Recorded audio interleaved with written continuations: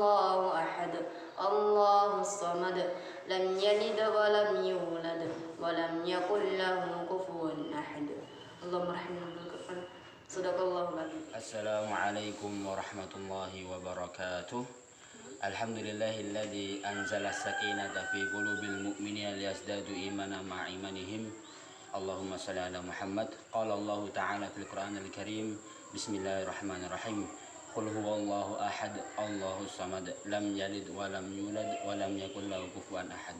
Pemirsa yang dirahmati oleh Allah Subhanahu wa taala, pada kesempatan kali ini kita akan sedikit mengulik ya, sedikit mempelajari tentang surat Al-Ikhlas.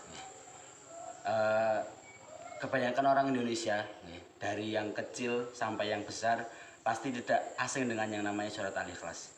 Mereka sudah hafal dan mungkin bisa dikatakan di luar kepala.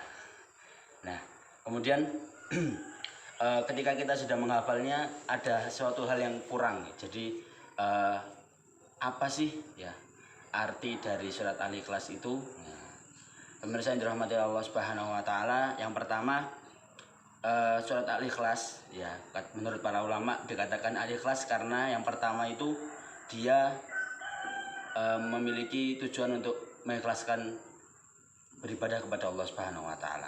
Kemudian yang kedua, bahwasanya kenapa dinamakan ikhlas, karena surat Al-Ikhlas itu mengandung sifatnya Allah Subhanahu wa taala ya. Pemirsa yang dirahmati Allah Subhanahu wa taala, kemudian kenapa sih surat Al-Ikhlas itu ada ya? Pasti ada sebabnya kan. Di dalam sirah dijelaskan bahwasanya ketika di zaman Rasulullah SAW ada sekelompok orang musyrik ya yang bertanya kepada Rasulullah SAW, wahai Rasulullah, seperti apa sih nasab dan sifat Allah Subhanahu wa taala? Mereka mengatakan demikian. Kemudian singkat cerita, Allah Subhanahu wa taala memberikan wahyu kepada Nabi Muhammad untuk yaitu surat Al-Ikhlas untuk menjadi jawaban atas pertanyaan orang musyrik tadi. Pemirsa yang dirahmati Allah Subhanahu wa taala, lanjut kita membahas ayatnya. Yang pertama, Allah Subhanahu wa taala mengatakan qul huwallahu ahad, yang artinya adalah katakanlah bahwasanya Allah Subhanahu wa taala adalah esa ya. Jadi di ayat yang pertama itu dengan sangat jelas bahwasanya Allah Subhanahu wa taala adalah Tuhan satu-satunya yang ada di bumi ini. Tuhan yang berhak kita ibadahi dan berhak kita taat kepadanya. Kemudian pemirsa yang dirahmati Allah Subhanahu wa taala, yang kedua Allahus samad, yang artinya adalah Allah adalah tempat bergantung. Jadi kita sebagai manusia adalah hambanya Allah Subhanahu wa taala, ciptaannya. Oleh karenanya kita hanya bisa bergantung, berharap dan memohon hanya kepada yang menciptakan kita, yaitu siapa? Allah Subhanahu wa taala. Jadi seperti itu. Kemudian yang ketiga, lam yalid walam yulad, tidak mempunyai anak dan tidak melahirkan ya. Jadi sebagaimana kita ketahui ya, kita sebagai makhluk ya, ataupun semua ciptaan Allah Subhanahu wa taala pastilah diciptakan oleh Allah Subhanahu wa taala berpasang-pasangan.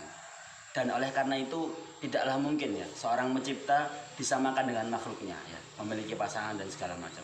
Oleh karenanya Allah mengatakan demikian agar menjadi agar kita mengetahui bahwasanya Allah Subhanahu wa taala tidak sama seperti manusia.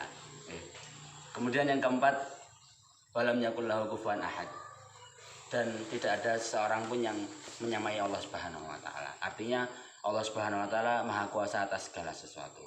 Pemirsa yang dirahmati Allah Subhanahu wa taala, yang terakhir ya, keutamaan surat Al-Ikhlas sangat banyak ya. Di dalam hadis disebutkan bahwasanya ada seorang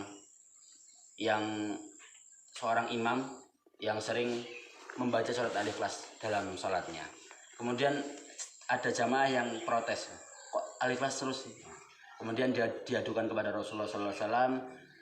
Ditanyakan, Rasulullah menanyakan, kenapa wahai sahabat engkau imam menggunakan surat Al-Ikhlas terus menerus? Kemudian sahabat ini menjawab, karena aku mencintai surat ini ya ya wahai Rasulullah sallallahu alaihi wasallam. Kemudian Rasulullah menjawab dengan wahyu yang diwahyukan oleh Allah Subhanahu wa taala, engkau masuk surga karena apa yang engkau cintai.